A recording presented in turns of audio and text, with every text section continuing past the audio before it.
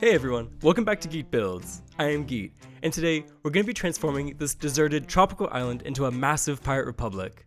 The whole thing has an area of over 4 million blocks, and has already taken over 200 hours of in-game building time. Across the island and the surrounding waters, I'll be building a dozen different ships, 2 forts, 2 cities, and 2 villages. But before I even got started on the building, I spent a ton of time in World Painter hand sculpting the island to get everything just right. There's secluded bays, underground tunnels, coral reefs, towering cliffs, and so many different cool natural areas to discover. And if you want to see how I made that, I've already posted a time-lapse of just the world painting part of this project. But that's for later, because right now we're going to get started on the first area of this pirate republic. I started our journey into creating the pirate republic on a smaller island off the west coast of the main landmass. In the lore, this is the first place that was discovered by the original pirate founders. Their small ship was blown off course during a storm, and they were eventually marooned on this island. Their ship was heavily damaged, so they towed it up the beach to make repairs. While they were marooned, the pirates built a small collection of rickety buildings on stilts, but also explored this island and the western part of the larger island that was just a short swim away. They were eventually discovered by a passing vessel before all the repairs to their ship were completed, but decided that this would be a great place to form a new protected pirate hideout. This small island wasn't the perfect hideout itself, but its location right next to the mouth of the secluded bay made it an ideal lookout island. So they added onto their huts to transform the community into a permanent settlement, and built a dock so that ships could come and go easily from the island with supplies. Since the buildings we're talking about weren't made by architects with blueprints or building plans, but by marooned pirates with limited resources, I wanted everything built here to have a rickety, about to fall apart but still somehow being held together look to it. The pillars supporting the dock are made of different colored fences connecting to look like hastily nailed together planks, with thin trapdoors making up the floor of the dock. Similarly, all of the buildings and walkways built around the island are unquestionably secured poles and logs, some built on the beach above the ground to avoid being swamped by high seas, and others being built onto the sides of cliffs when space on the beaches of the island had run out. The ship that's now docked next to the island isn't the original ship that found the marooned pirates, but is just one of the many vessels that now roam the seas around the Republic.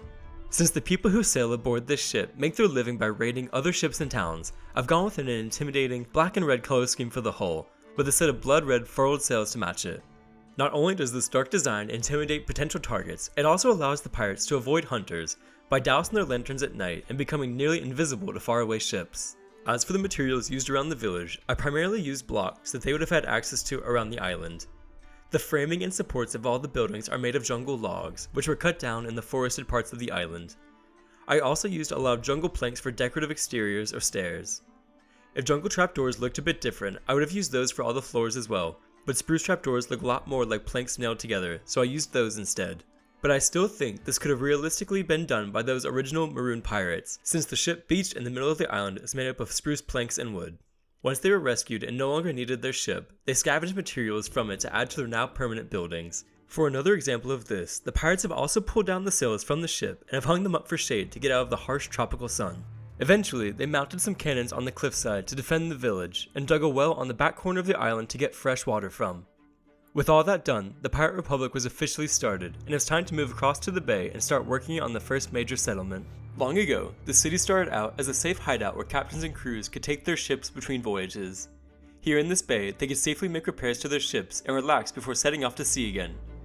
Eventually, enough pirate crews were using the bay that it made more sense to transform the area into a permanent city. Ships could then stop here to refill their supplies and enlist new crew members. The only problem was that there wasn't enough solid ground around the bay to build a whole city upon, and the town would need to be built directly above the water. To start the town, the Republic captured a large ship during a raid on a merchant convoy. The ship was too large and bulky to be sailed by the pirates around the hidden reefs and shoals of the local islands, but its huge size made it the perfect foundation to hold the floating town together. So the ship was towed back to the bay and secured on huge pilings dug into the bottom of the seafloor. I had a few different sources of inspiration when I was planning what I wanted the town to look like. The main one, strangely enough, wasn't even pirate themed, but was Lake Town from The Hobbit. I really liked how dynamic that environment felt, with walkways at different heights, most running around the outside of buildings, but some going under balconies or even through the center of a building, and how floors at different heights required bridges and stairways constructed to reach different areas. I combined that with the aesthetic style of Tortuga from Pirates of the Caribbean, as well as my own idea that the city could double as a vibrant ship garden, where old, damaged, or unneeded ships could be brought to have a second life. So multiple times throughout the city, I incorporate ship hulls into the designs of buildings or even use an entire ship itself as a building. It made sense to me that although this town would be a lot more built up than the village on the small island, we're still talking about a society made up of pirates and thieves, so reusing materials they already had on hand would be a must. As for the buildings themselves, I had two different color palettes I switched between. The first used jungle logs for the outer trim and jungle planks for the walls. I really liked the light pink color the jungle planks have because it adds a lot of color throughout the town without being too obnoxious. I also used stripped acacia wood around the top of each floor for an additional bit of color. I alternated that color palette with one made of stripped spruce logs for the trim and oak planks for the walls. I don't usually use oak planks on my builds, but here the light beige color makes them look like unpainted wood that's been washed out by the sun, and I think it works really well as a contrast to the more colorful jungle plank buildings. On these buildings, I used stripped warped wood instead of acacia to add a bright blue color. When planning the town, I struggled with coming up with a building style that would best represent a pirate republic. In real life, I'm a huge fan of anything pirate themed, so I've played a lot of games and watched a lot of TV and movies about pirates, but there's not really any examples I could think of where whole towns were created by pirates that I could use as inspiration. So the main style I based this on was Spanish colonial architecture, which uses a lot of arches on walls, doors, and windows. There's usually an emphasis on roofs that are low and flat and often have rooftop terraces. But I took a lot of liberties with the style and really only used it as a loose inspiration, since a lot of other characteristics like heavy stucco walls and tile roofs wouldn't really work on a town that needs to be built on stilts. The last building in this town is actually a recreation of a piece of concept art I found early in the planning stage of this project. It's this super cool mishmash of ships all stacked together and repurposed into this huge ship tower building. In this city, I made it the town hall, where members of the Pirate Republic can gather to decide on new laws and freely voice their ideas. Another thing I liked about this design is that it looks like different parts of the building were tacked on over time, like it was expanded to fit the new needs that had arisen. So there's a lot of different overhanging balconies and rooms that give the build a lot of depth. Out in front, there's also a wooden square for ship captains to sell their cargo or pay to have repairs done on the ship. The final addition to this area is a 3-masted pirate schooner patrolling the waters around the west side of the Republic. I gave the hull of the ship a graceful curve from front to back, then colored it using deep slate as the primary color, with calcite and diorite as accents. For decorations, I attached spikes to the bowsprit to mimic a harpoon, and added additional hooks and spikes at the front and back of the ship made of diorite. For the sails, I went with nether bricks to match the blood red sails of the first ship. And above that, I placed a crow's nest and a black flag atop the main mast. With the ship completed, I moved it down to be floating in the water. I think this area turned out great, and matches the original goals I had for the town. When you're walking the paths around the town, there's always a boat or shipwreck within sight. The buildings feel free and a little unplanned, and the exposed fences rising out of the bay, along with the larger beams supporting everything, give the town a very light and airy feel as it sits just a little above the water.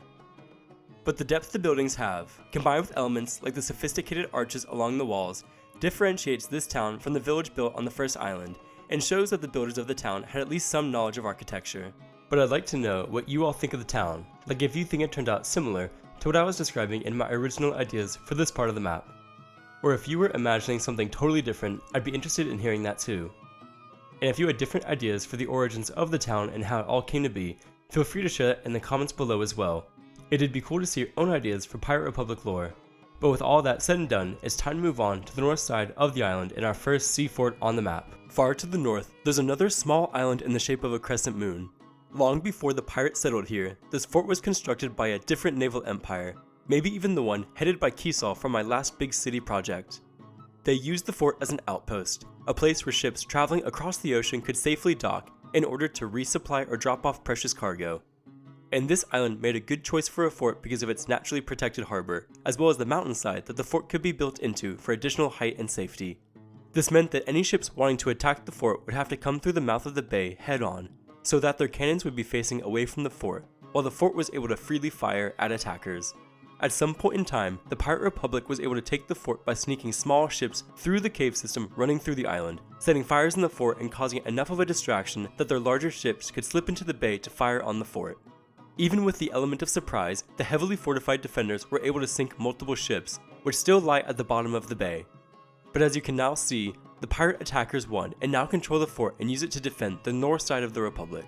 The pirates made some small additions to the fort after its capture, like hanging the huge flags at the top and bottom sections, as well as constructing the 2 wooden towers with cannons at the entrance to the bay. The ships I placed at the bottom of the ocean are roughed up and destroyed sections of some of the ships I'd already built earlier. And the one floating in the water next to the fort uses the hull of the schooner, recolored with red accents instead of white, and with a white hull below the waterline.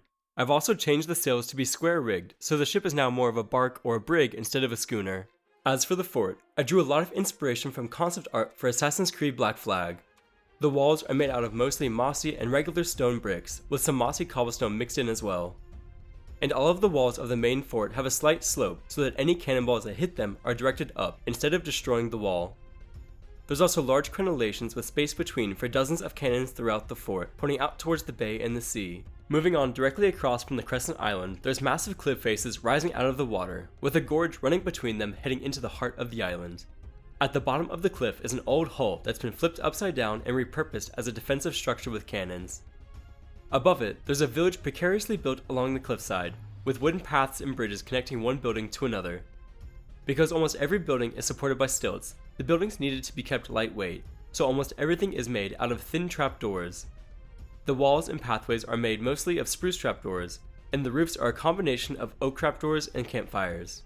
Truthfully, it's not a very realistic place for a village, but I enjoyed the challenge of building an entirely vertical town. Not only did I build the village on the cliffs, but I also cut into the rock to create caves and overhangs for the wooden walkways to run through. One massive cave starts in the middle of the village and creeps up through the island to a higher section of the gorge. After making the long trek up through the cave, there's a rope bridge across the chasm to the top of the opposite cliff. Here, in one of the most inaccessible parts of the island, the admirals of all the different pirate fleets and their high-ranking officers gather to plan their raids for the next year, and how the spoils will be divided between the fleets and the Republic. Because these are pirates arguing about how to best share their hard-won treasure, the debates can go on for hours or days without making any progress. So the admiral's table is covered with a sail to keep out of the elements, and there's a fully stocked tavern for the officers to enjoy while they're here. Behind the admiral's table is a roaring bonfire that stays lit for the entirety of the gathering, surrounded by a number of colorful canvas tents.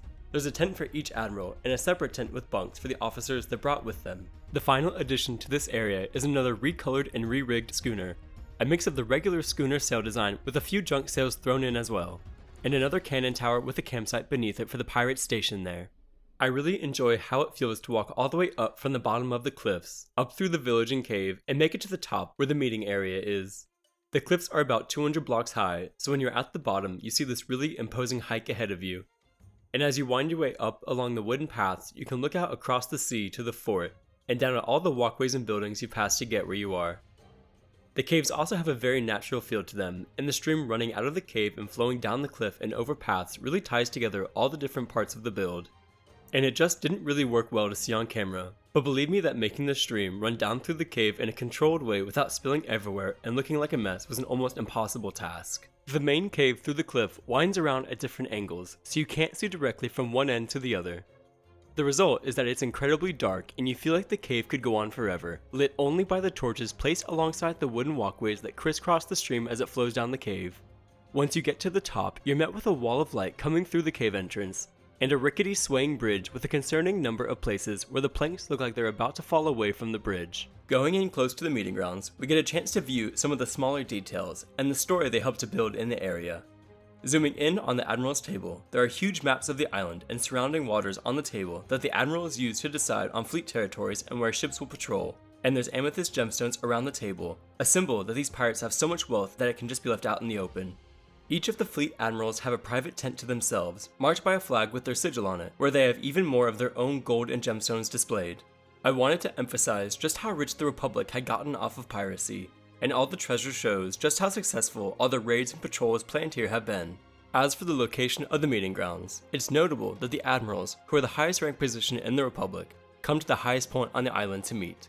And because the peak is impossible to reach by any other path than the one up through the village, the admirals don't have to worry about being ambushed by pirate hunters or any other enemies. But as a precaution, the mast and the watchtower at the edge of the cliff protrude above the canopy so lookouts can warn of any approaching ships on the horizon. Next up, we have an ongoing battle between a pirate fleet and a heavily armed ship of the line that's been ambushed and separated from the rest of its treasure fleet. I start by using the body of the main ship from the floating town I built earlier in the video, but change the colors used and finish the stern of the ship. For the sails, I went with quartz and calcite for the most part, but peppered the sails with holes where cannonballs had ripped through them, and surrounded those holes by andesite so the sails look singed and tattered. I added holes in the sides of the ship as well with magma blocks and stained glass to look like fire has caught hold on the ship and smoke is billowing up into the sky. Behind the ambush ship is a variation of the schooner, but with an imposing black and dark ghostly green color scheme, which is made using deep slate emerald ore blocks. For the next addition to the pirate fleet, I started from scratch and decided to go with a small sloop. I really liked the idea of the pirate fleets going after larger targets using a number of smaller, more nimble ships as opposed to the fleets being made up of all huge frigates or man-of-wars. I also wanted to give this pirate fleet a unifying aesthetic, so I stuck with deep slate for the sails and dark colors for the hulls. For the fourth ship, I copied the sloop, changed the hull colors a bit, and pasted it out in front of the treasure ship. The last ship in the battle is the flagship of the Pirate Republic.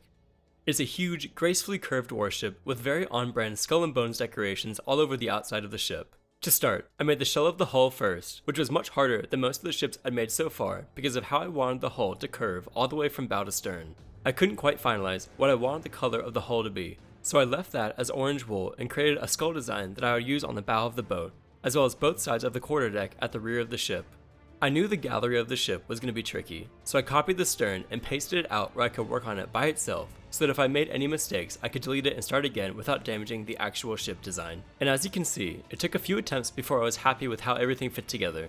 That's one of the challenges I really love about making ships, and what makes them so different from other projects. Ships have a very specific way they're supposed to look, so everything really needs to fit together well, because if anything's out of place or has strange proportions, there's no way to hide it and it'll totally ruin the design. With the ship put back together, I finished the decorations on the stern and gallery with skeletal fingers fanning out into the air and looked something like a crown sitting on the top of the ship.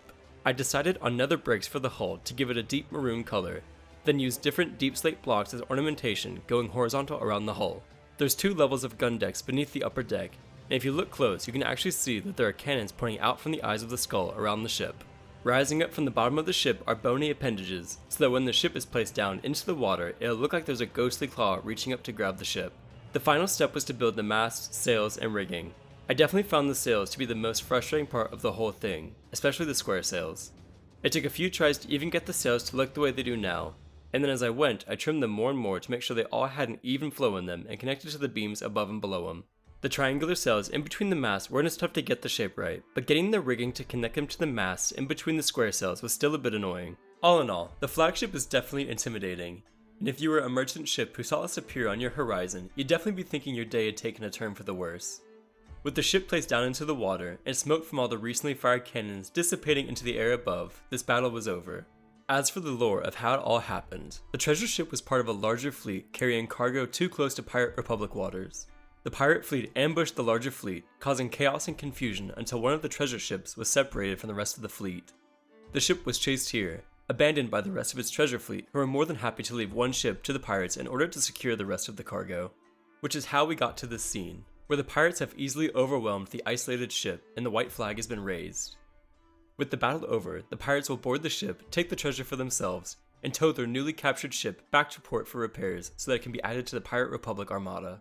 If the captured ship was too heavily damaged for repairs to be made, or if the pirates ever captured a ship that wasn't fit for battle, then it could be scavenged for parts and then added as another sunken shipbuilding in the town. That way, no ships captured during a raid ever go to waste, and the Pirate Republic keeps on growing. Now that this section of the map was completed, I moved down to the south side of the island, which is still pretty much untouched up to this point. I got to work building a fort similar in style to the one on the northern island, but freestanding on the beach instead of being built into the mountainside. The overall build is shaped sort of like a ziggurat, with a really wide, flat base that has multiple sloped levels as you travel up the structure. To support the weight of the building, there's stone bracings all along the fort. Starting on the second level, I added small stone towers on every corner, which I then copied and pasted on the third and fourth level of the fort as well. As I went up the fort, there was less and less space to build, so the slopes of the walls gradually increased to prevent the final level from being too squat. Once the main shape was made, I went back through and blended it into the surrounding landscape by adding leaves and vines growing up the sides of the walls, as well as palm trees wherever there was space for one. After that, I placed cannons between the crenellations facing out towards the sea on all the levels, and then finally went through and built torches, stacks of barrels, campfires, and gibbets for finishing details. The reason for the fort being here has to do with the waterfall behind it and the secret cave within. Long ago, explorers from another seafaring empire discovered the cave and the treasure within. The cave was in fact a tomb for the ruler of a long-gone kingdom, and he was buried here in a sarcophagus within the cave along with all his treasure and jewels. The explorers looted the tomb and disturbed the remains in the sarcophagus, then fled with all the treasure they could store on their boat. When they returned home, a great plague fell upon them, spreading to everyone they met and nearly destroying their city. The curse was only stopped by returning the treasure to the tomb, and the fort outside the cave was built to prevent anyone else from ever venturing into the cave, stealing its treasure, and reawakening the curse.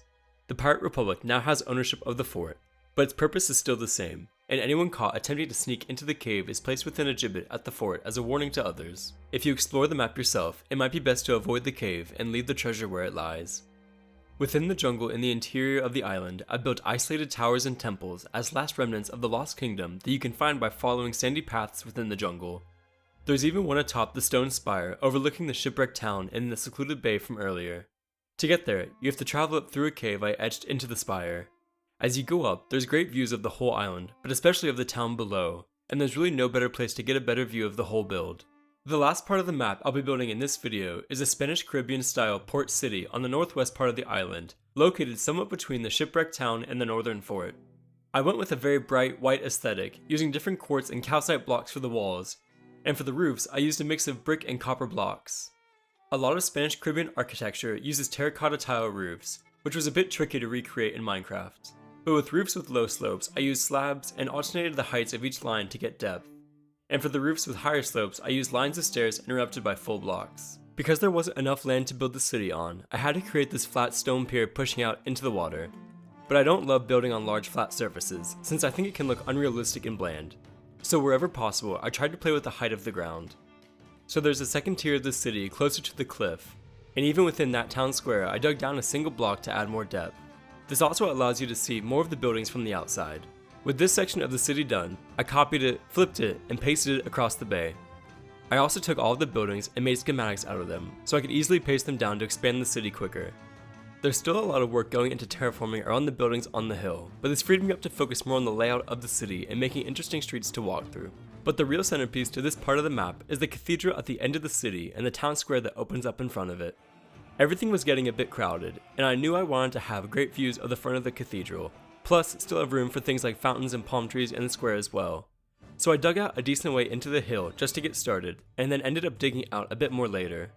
I modeled the building after the Havana Cathedral, which is a bit wider in real life, but I had to squeeze its width and make it taller to fit into the space I was working with. I really wanted the city to feel lush despite being made entirely of stone and quartz, so I placed palm trees and fountains wherever there was space, and I placed plants and gardens along the sides of the streets.